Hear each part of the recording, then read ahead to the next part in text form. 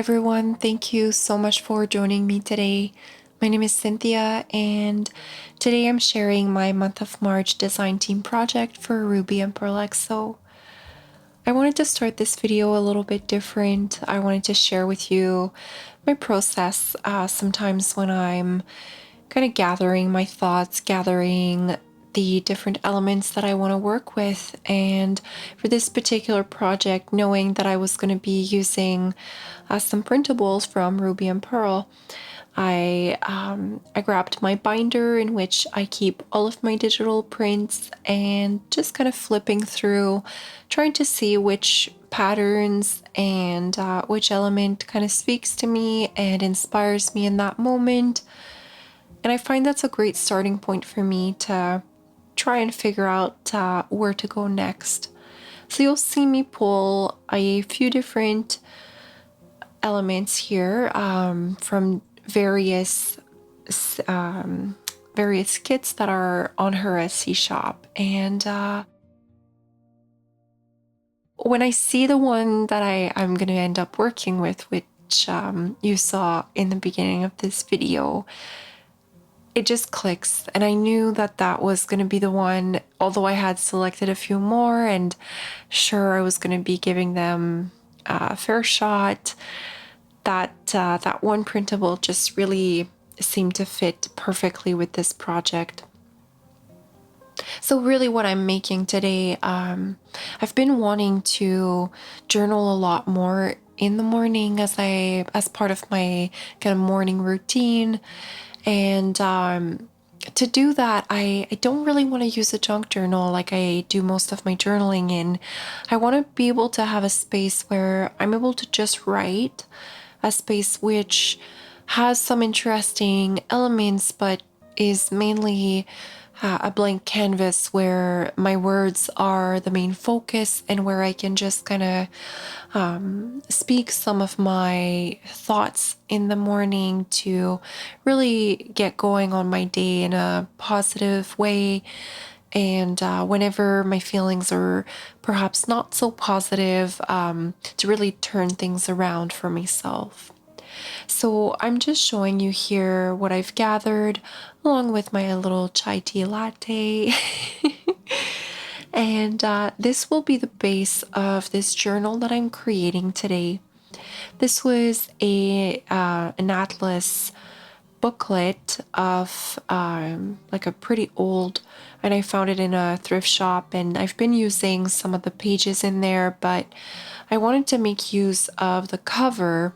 It's not in great shape. It's also not super thick, so I wouldn't want to make like a journal that would hold a lot of ephemera into because of the thinness of it. But I also don't want to cover neither like the front or the inside of this cover because I find the aging pretty. So I figured that this would be a really good project for that. So these are the elements that I picked out of this binder. I really enjoy having all my printables kind of organized in there, and for a lot of the different kits, I do have them kind of named out. So that does really help me when I'm creating projects for this design team, but also just to know where things are. It really speaks to my organized self. So if that's something that you think would help you out, I certainly encourage it. My first step here is going to be to remove, kind of separate the front and the back, because I only intend on using one of the pieces. I don't need both. And just looking at it, although I could have kept the front and back tied together and cut it another way, it just felt like this was the best use of this material, and this way I'll be able to make something else out of the front of it. So in this case, I am going to be working with the back end, just knowing that I want to cover most of the front with the printable today. I didn't want to be using the front because it had some interesting elements to it. So I've grabbed my green mat there, and I'm just gonna carefully separate the back of this booklet. Like I'm cutting it into two, so I've kind of measured it out, and I'm just using an X-Acto knife to separate that, just carefully, of course, because don't want to cut myself. And now that it's done, I'm able to have a better visualization of what this book is going to look like. And that's when I go and I give a fair shot to all the printables that I've selected. But this image here, the reds in it just really pulled exactly the same tones as the book that I'm using. So it just really felt like it was meant to be together. But nonetheless, I make sure that I am right in a sense of like that is what I want to use. So I do addition the other prints that I had selected, but ultimately I really want to be using this. So what I'm going to do here is I'm going to be aging this paper, and to do so I'm just using my fingers, just tearing and folding in places where it kind of looked like it had been folded, like the original document that has been turned into a printable here. So I'm going to go ahead and do that. It does take a little bit of time, but just kind of playing around and making the paper feel more aged and less crisp, fresh, new kind of kind of feeling to it. And so I'm just going to go around and do some of that. And then I'm going to be lightly inking some of the edges as well as some of the folds that I've created before I'm able to move to the next step.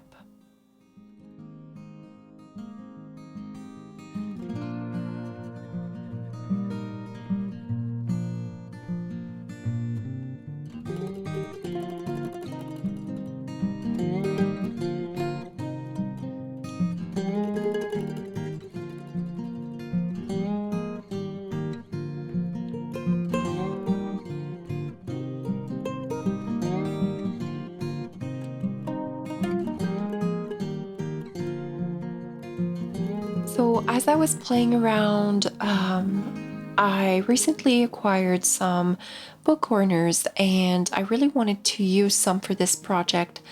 So I do want to put some on that paper and it's not thick enough. So I'm just playing around with some different scraps that I have to see how I can achieve a thickness that's kind of desired for those book corners.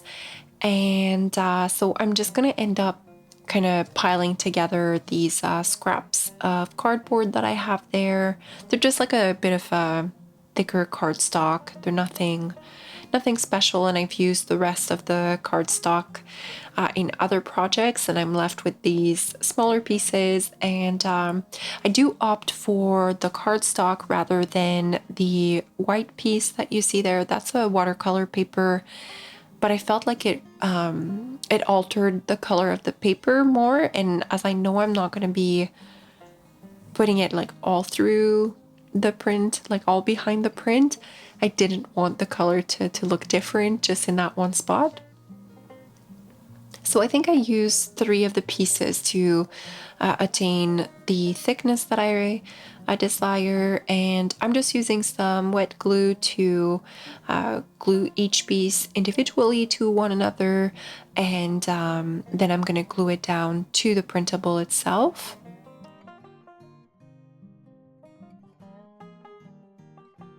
I'm just pressing everything with my fingers as well as my bone folder. As I do that, I am thoughtful of the time I put into the aging. I don't want to flatten everything out too much. I still want certain parts like the edge there to lift up a little bit, just to add to the, I guess, the charm of what I'm trying to create here.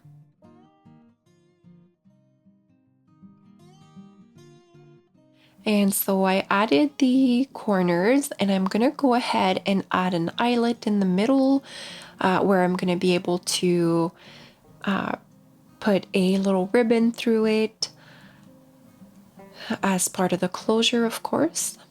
And then the printable is just gonna essentially wrap around the two pieces of the book or the journal. So I just looped that into the eyelet, and then I'm gonna go ahead and glue the front portion of the printable. And as I do that, I'm kind of pondering, how am I gonna attach the two sides together, but knowing very well too that it doesn't have to be the sturdiest kind of, or maybe not sturdy is not the right word, like heavy duty type of binding, just as I know I'm only going to be using this journal for writing. So of course, if you wanted to recreate something like this and you plan on doing regular junk journaling or art journaling or whatever other type of journaling that may hold like ephemera or heavy pieces in there, I certainly recommend doing a type of binding that's a little heavier than what I'm doing here, because I'm just going right ahead and connecting the front and back of the journal simply with that piece of printable, before also in the on the inside I'm going to be adding a piece of sturdy fabric, which is the main source of binding, I guess, or connection between the two sides. So just maybe keep that in mind. Certainly you could add a piece of fabric, like a thicker, sturdier fabric on the outside as well as the inside, and that would most likely be quite a bit sturdier.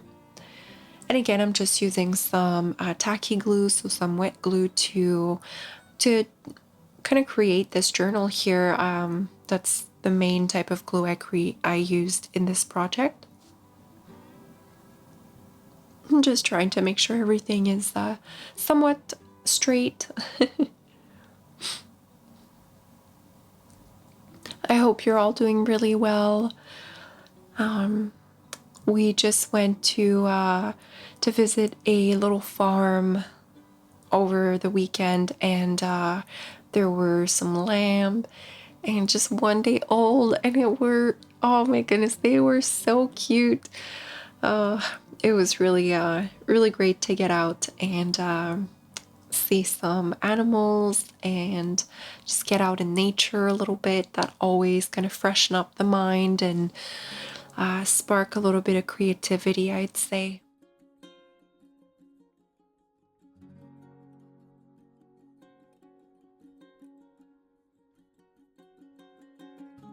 So now that I've connected the two pieces back to like the back and the front from the outside, I do want to add this piece of fabric here to add something a little bit more concrete and a little sturdier. So this piece of fabric is quite thick, so it'll be quite sturdy, and I'm just gonna go ahead and again use some wet glue to stick it down to each side of the journal. However, you could absolutely sew through it to make it even sturdier, but in this particular instance, I didn't feel the need to do that.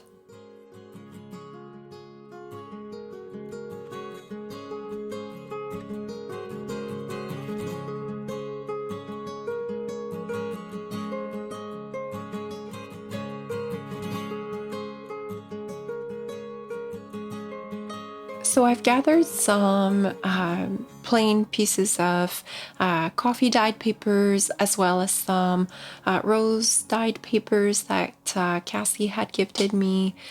And to that, I'm gonna go ahead and add some more printables.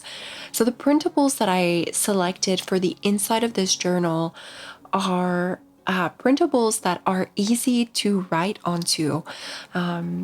you know, sometimes I really enjoy those statement or like very floral kinds of prints, but for this particular journal, I wanted to be able to make sure I was going to be able to write on every single page, and that's why I chose some of the more subtle, more like toned down types of printables. I will do my best to list everything down below for the prints that I use in this particular project, but I just thought that that was a great way. Now, of course, the very first page is the botanical page, and that one, I mean, certainly is a little bit harder to write on. There's still some spaces on there that you can write, but I did want the very first page to be attractive and just, you know, like inviting me into this journal. So that's why I chose that. And then I'm just gonna go kind of back and forth, trying to flip through, figure out if this is looking good to me. And I went ahead and added some pieces of fabrics and trims just to really speak to this textile element that I really get inspired from. I didn't want to add too much, but knowing that I'm only going to be writing, I was able to add some interesting pieces to still keep this journal feeling along the sides of like my interest and kind of my style, I guess. And then I grabbed this piece here, which was gifted to me by Heather, and that will be my centerpiece. I just felt like having a plain piece of coffee dyed was really boring. So I went ahead and added that little piece there just for something pretty, so that if the journal pops open and it opens up in the middle, then it would be a little bit more interesting. And I'm just using 2 paper clips to gather all my papers. I'm gonna eyeball this as I only have one signature. I mean, it's not, I don't feel the need to measure anything. Not that I ever really measure much, but you know, do whatever works for you. I'm grabbing some thread here to go ahead and bind the journal. I am going to skip over that. I mean, I do have some videos that show how I bind, or some other creators certainly have some very detailed videos on how to bind a junk journal. But here I'm just kind of eyeballing everything, and I'm going to do the method I usually do. So I go in the middle, out the top, back in the middle, and then like through the bottom, and then I tie it in the middle, of course. I don't know that that made much sense, just spoken out loud like this. But it is what it is. So like I said, I skipped through that and I'm just tying it now. I'm sorry I was a little bit out of frame for a little while there.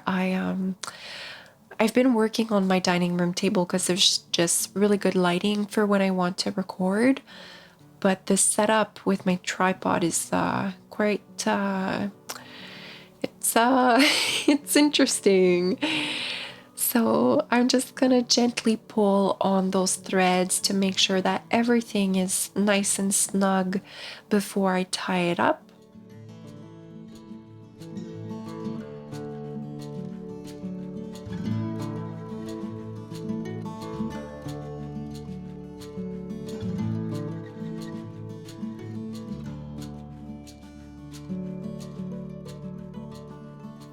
And cutting the excess.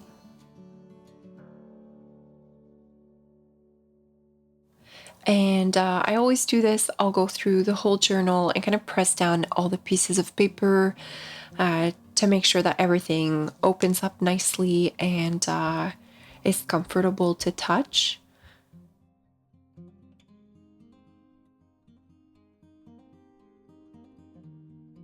Now, of course, as I said, I wanted to be able to write on everything. When creating a journal, often if I have a printable that doesn't have anything in the backside, I like to back it up with something a little bit more interesting, or, add other elements. But in this case, my goal was really to keep it fully simple, a blank canvas for my paper, to be able to write. So I didn't want to add anything else.